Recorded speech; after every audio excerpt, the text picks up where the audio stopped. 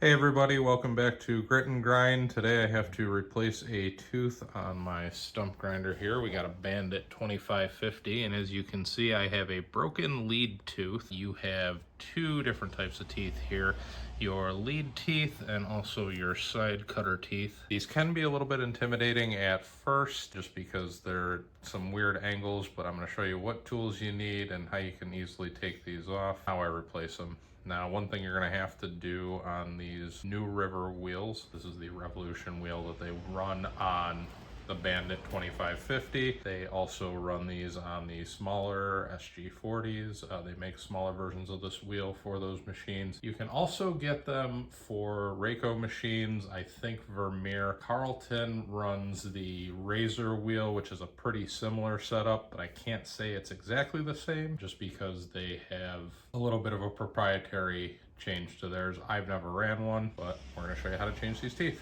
So the one thing you're going to want to do is lock your wheel in place. You do see that there is a cutter hole lock pin there. I can go ahead and either put a bar through this, or your locking pin they provide for the machine to keep your head from moving in transport can go in here. Yes, there's a little bit of dirt. I know this machine is dirty, but we are still in the middle of winter and it is cold outside, so I have to wait a little bit longer for it to warm up enough to be able to properly clean this.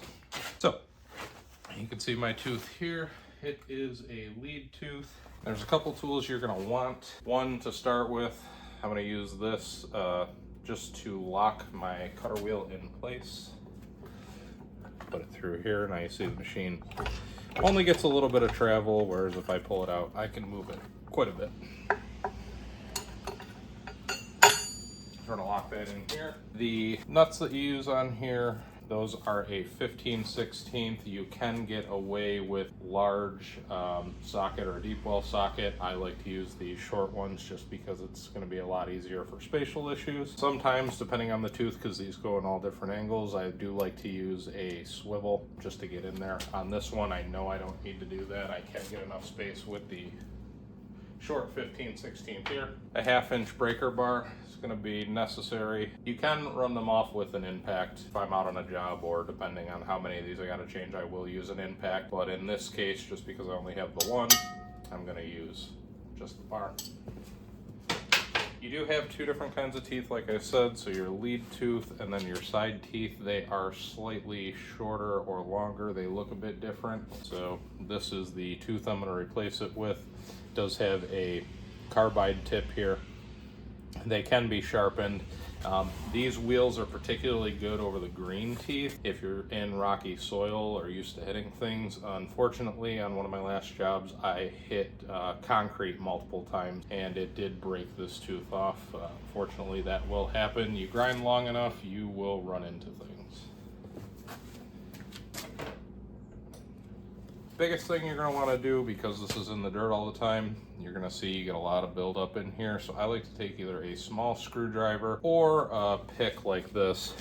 I'll just go around, clean this up a little bit so I can get a socket on there without a lot of trouble.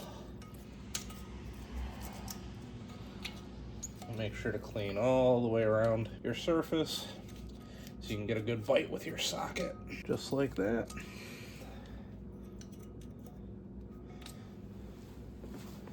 Now with that cleaned up, I'm gonna take my 1/2-inch socket here and put her on like so. Give that a little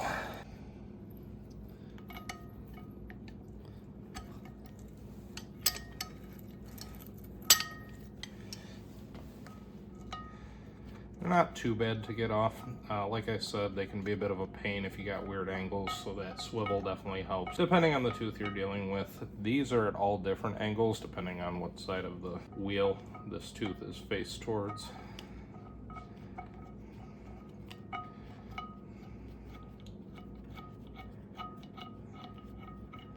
Comes off pretty easy, not too bad. Set that to the side.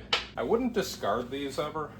You can get them re-tipped. This one was a factory from when I bought this machine new. I haven't replaced it yet. That's why it still has yellow paint. It's a little bit hard to see here, but Some yellow paint there. These ones I got from Bandit. You can get aftermarket ones. I haven't tried them for the new river wheel. I'm told that they work pretty good. A lot of people swear by them. I'll probably try some. You can get these professionally sharpened, or you can sharpen them yourself.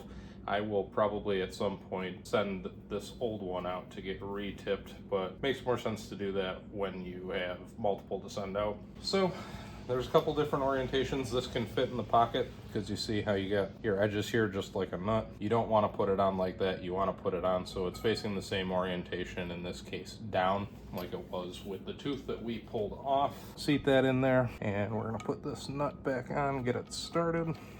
Just like that. Tighten it down by hand. I'll go ahead and snug it up.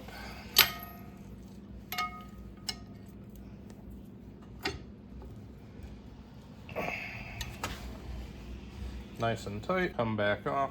And when you're doing this, it doesn't hurt to check your wheel, inspect your wheel. So if I take this back off, you can go on ahead and you can spin this wheel all the way around, check them. I already did. I know I just have this one tooth that was bad.